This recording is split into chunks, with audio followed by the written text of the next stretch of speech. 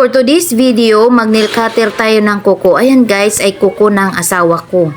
Galing siya niyan sa trabaho. Tapos pagdating niya sa bahay, naantok na talaga siya. Nakita ko yung kuko niya. Sobrang itim na, mga gilid-gilid. May mga dry skin, may mga ingrown na. Ayan, ang hirap na ng nail cutteran. Ang tigas pa sa gilid. Tapos ang laki ng nail cutter ko, hirap dukutin sa gilid. Nawawala yung nipper namin guys. Iwan ko kung saan nilagay. Hindi ko na alam kung nasaan na yung nipper nilagay. Yan, maganda sana yun pandukot sa mga gilid-gilid, sa mga ingrown dyan, sa mga dry skin. Pero ayan, pinagtyagaan ko na lang dahil baka bukas papasok na naman siya sa trabaho niya. Ayan, feeling ko masakit na yan pag nagsasapatos siya. Masakit na yung mga kuko niya sa ano, lalo na sa hinlalaki niya. Agoy, ang daming mga parang mga ano na, mga lupa na dyan sa gilid. Tapos dinukot ko yan. Ayan, mula sa mga maliliit. Ayan, wala akong pang kuskus, wala akong pusher din. Nawawala nga yung mga gamit ko eh. Hindi ko na alam. Tanungin sila, wala daw silang alam. Kaya ayan, pinagtyagaan ko na lang yan. Kuskusin ko yan, dukutin. Sige. Kasi nga, kawawa na yung paa niya. Kawawa na yung mga kuko niya.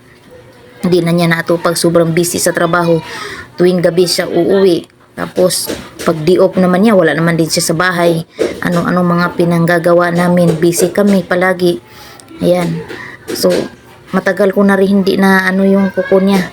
Naatupag kasi dati lagi ko talaga itong nilkatiran. Nung may nipper pa, lagi ko itong kinukuskus, dinudukot yung mga gilid-gilid ng kuko niya. Palaging malinis yan.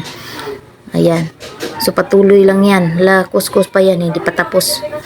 Yan, lahat yan, dinudukot ko yung hinlalaki niya talagang yan. Nasasaktan nga siya dyan guys kasi ang pagdukot ko, yung ano lang yan ng nail cutter eh. Yung may pang ano yan sa gitna ng nail cutter, anong tawag dyan. Yung lang yung ginamit ko yan, yung maliliit na nasa loob ng nail cutter. Yung lang pinangdudukot ko dyan. Natsagaan ko lang. Naku, pasensya na kayo guys, kaya agoy, sobrang ingay ng kapitbahay. May nagsigawan, may nagsipukpukan. Kaya dan, nagsagutan sila.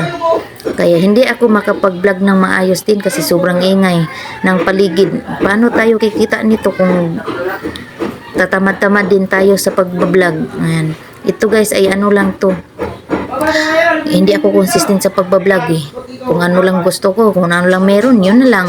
Sayang guys kasi kumikita na ako sa Facebook. Kaso lang, nadaan na lang sa kung kailan na lang makapag-upload, ganyan na lang. Pero sayang, gusto ko sana maging consistent, kaso lang tinatamad ako, nawalan ako ng gana.